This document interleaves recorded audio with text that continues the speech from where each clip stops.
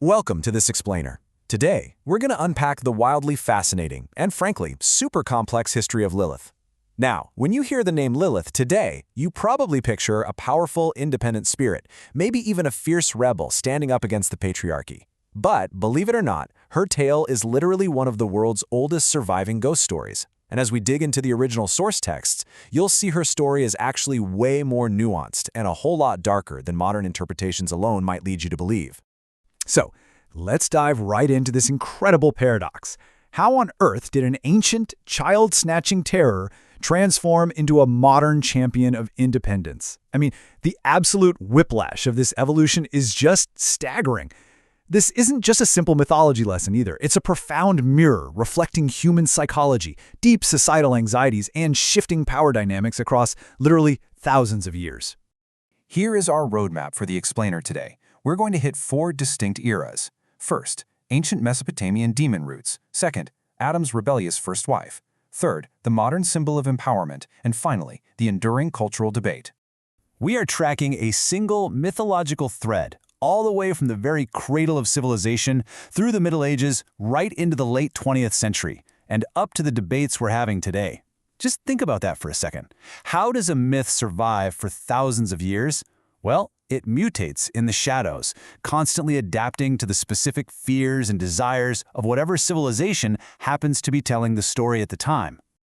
All right, let's kick things off with Section 1, Ancient Mesopotamian Demon Roots.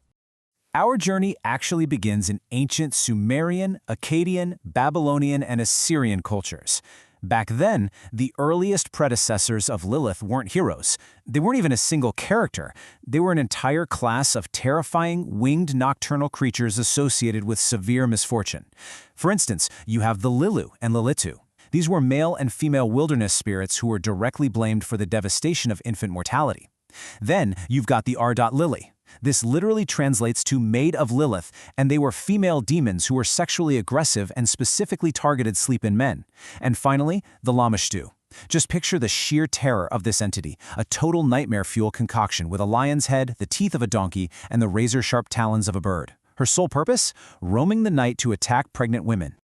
Now, it is absolutely crucial to remember why these myths existed in the first place. Imagine living in a world completely devoid of modern medicine. Inventing a terrifying, tangible monster was actually a vital psychological coping mechanism. It was a way for people to make sense of devastating, seemingly random tragedies, like sudden infant death syndrome or maternal mortality. By giving these horrible events a face and a name, ancient people felt a tiny bit of control over their primal fear of the untamed wilderness. On top of that, these demons completely embody deep societal anxieties about female sexuality operating outside of neat, controllable social roles. Moving right along to Section 2, Adam's rebellious first wife. So, sometime between 700 and 1000 CE, a satirical and highly controversial text called the Alphabet of Ben Sira drops an absolute historical bombshell. This text takes her from a nameless terror and turns her into a very specific, defiant individual within Jewish folklore. Right here, Lilith is introduced explicitly as Adam's first wife. And the truly radical detail? She was created at the exact same time as him from the exact same earth. This was an incredibly audacious concept for the Middle Ages, establishing her as completely equal to Adam in status and divine origin right out of the gate.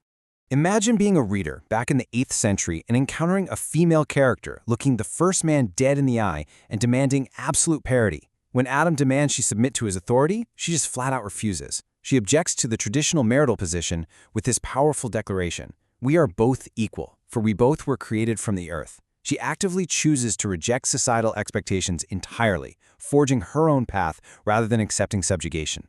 Following this ultimate act of insubordination, she makes an epic, defiant escape to the Red Sea. In ancient lore, this was seen as a realm of chaotic magic and untamed forces. There, she copulates with demons and births countless demonic offspring. But we really have to understand the original intent here. This wasn't written as a feminist victory. It was a strict cautionary tale about the absolute dangers of female rebellion. To the medieval folks reading this text, her exile and subsequent demonization were hardcore proof that stepping outside the divine, patriarchal order led directly to ruin and monstrousness.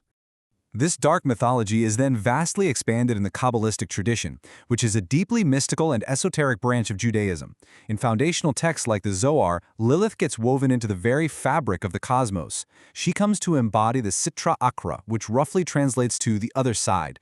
Now, this isn't just a physical place. It's a cosmic balancing act representing the deeply negative, unrestrained aspects of the feminine that lead to pure chaos. She's even depicted as the consort to Samael, the angel of death. Yet even as she gets framed as the ultimate cosmic villain, her sheer, terrifying strength and autonomy remain completely undeniable. That brings us to Section 3, Modern Symbol of Empowerment. Let's fast forward a bit to the late 20th century. Suddenly, the societal values surrounding obedience and independence begin to rapidly flip. Pioneering feminist theologians like Judith Plaskow recognize the raw, untapped power in Lilith's narrative. They help strip away millennia of demonic propaganda, realizing something amazing. The very traits that made Lilith a villain to medieval men, her fierce independence, her sexual autonomy, her absolute refusal to submit, made her an ideal icon for second-wave feminists. She was actively reclaimed. Instead of a monster to be feared, she was elevated to a goddess, a protector of women, and a champion for anyone who refused to bend to patriarchal structures. And finally, Section 4, the enduring cultural debate. As you might guess, reclaiming a mythological figure is rarely simple, and this modern embrace has sparked a pretty complex, ongoing debate. As impartial observers tracking the source material here, we can see two distinct, deeply held perspectives. On one hand, you have secular feminists and neo-pagans who celebrate her narrative of modern empowerment and unapologetic agency. But on the flip side, some Jewish scholars and practitioners argue that her identity is inextricably linked to specific Jewish folklore. They point out that taking a figure historically blamed for the tragic deaths of Jewish infants and just repackaging her into a generalized modern empowerment icon can feel deeply ahistorical. They argue it ignores the heavy cultural context she was actually born from. Critics of the modern reclamation basically argue that we can't simply cherry-pick the empowering aspects of a myth while ignoring the rest of the baggage. A nuanced understanding requires confronting her historically destructive roots head-on.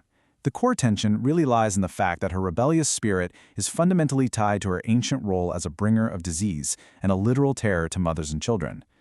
These critics caution us against projecting our modern 21st century ideals so heavily onto ancient folklore that we end up completely misrepresenting the original intent of the texts we've been exploring today.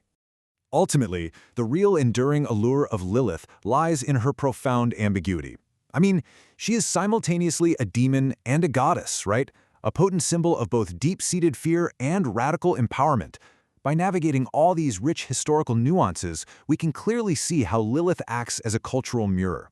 Her story constantly challenges us to confront our own evolving preconceptions about gender, power, authority, and the very nature of good and evil.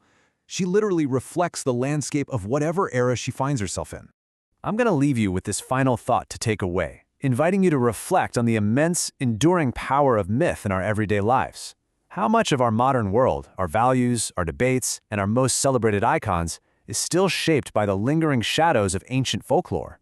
It is pretty incredible to realize that a figure born from the ancient Mesopotamian terror of the dark wilderness is still fueling massive cultural conversations and inspiring profound empowerment today. Thank you so much for diving into this explainer with me, and I hope this gave you a clear, fascinating lens into the complex history of Lilith.